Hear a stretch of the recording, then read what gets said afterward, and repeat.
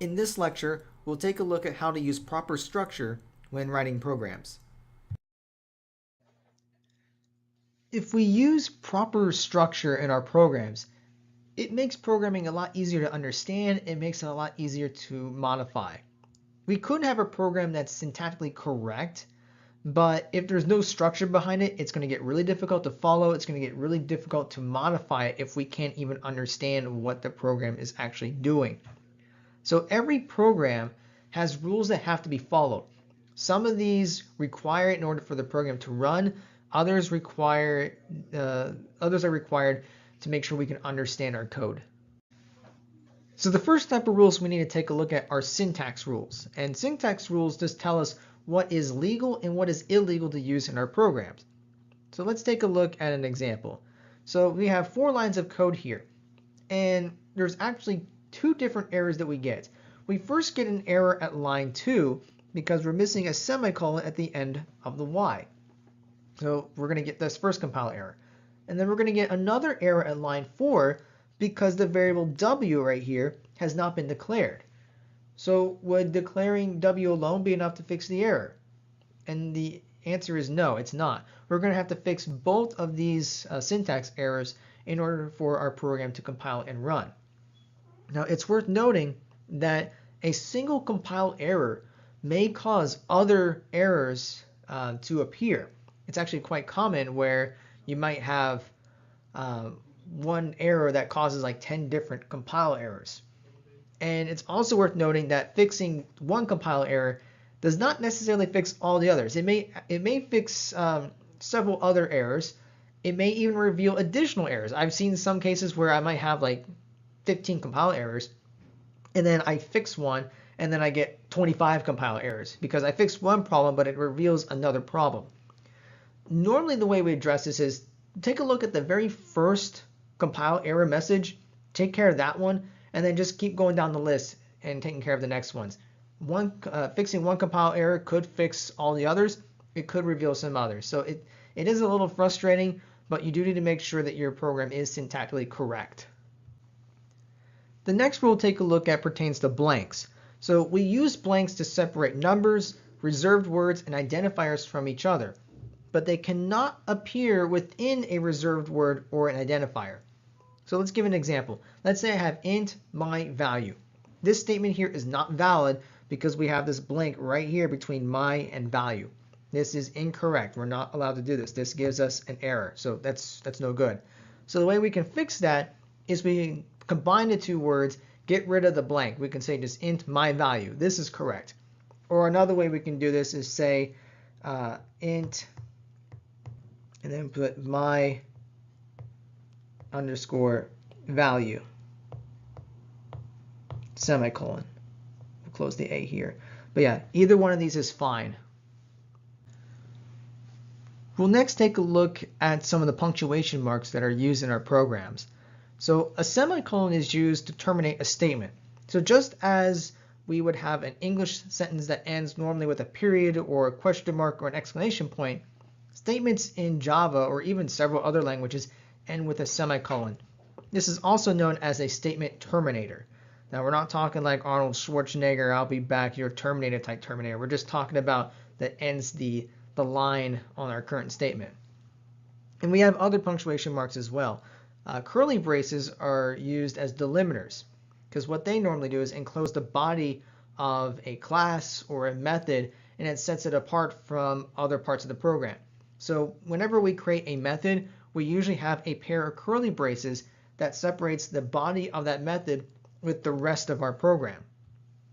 And then commas are used to separate items in a list. So like for example, if I want to declare 3 integer variables on the same line, I can do int x, comma, y, comma, z, and then semicolon to declare them all at once. Could I do them on separate lines? Yes, I could do int x semicolon, int y semicolon, int z semicolon, but this is a nice efficient way of declaring all 3 on the same line. Now let's take a look at the semantics of a program. And what does that mean? We're talking about the set of rules that give meaning to a language, or ensuring that what we put in our code actually makes sense. So let me give you an example.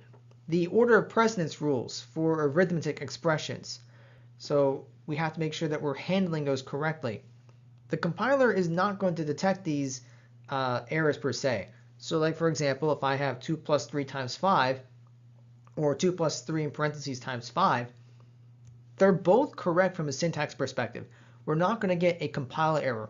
But if I run these two different lines, I'm going to get two different results. The left one, I'm going to do the 3 times 5 first, get 15, add 2, and I get 17. If I do the right side, I'm going to add the 2 and the 3 and get 5, multiply it by 5, and I get 25. So depending on whether or not I include parentheses is going to determine the output. So we just need to make sure that we're following these rules correctly and we put in what we intend the program to do. The next rule we're going to take a look at involves prompt lines. So whenever we're trying to get input from the user, it's important to include what we call a prompt, which tells the user what to enter. So if we're going to have the user enter in something, the user kind of needs to know what it should enter. If you don't include a prompt, it's just you're going to get like this blank thing and the user is going to have no idea what to do. So we normally would want to include a statement such as please enter an integer or enter a double or enter this, but we need to give the user some direction of what to do. Let's take a look at an example of using a prompt in our programs and see why it's important. So we'll just write a simple program that will ask the user to enter an integer, and then the user writes an integer. So we need to import the scanner class, so java.util.star, public class, we'll call this prompt. And then we'll do static scanner console equals new scanner system.in. And then public static void main string args. So we'll create an integer variable called num. And then we'll include our prompt. So here's our prompt, system.out.println. So all we're doing is just entering some text that will be told, they'll tell the user to do something. So we'll say something like enter an integer. And then we can have the user do something. So we'll say num equals console.nextInt. So this will let the user type in an integer. And then let's just print out that integer so we can see that it did something. So system.out.println you entered plus num. Okay, so we'll store this on the desktop. So what this does is just ask the user, enter an integer. And then this line will have the user enter it, and then we'll print it. So let's compile to make sure it works. Okay, it compiled. Let's go ahead and run it. So here's our prompt that says enter an integer. Let me pull this up a little bit. There we go. That looks better.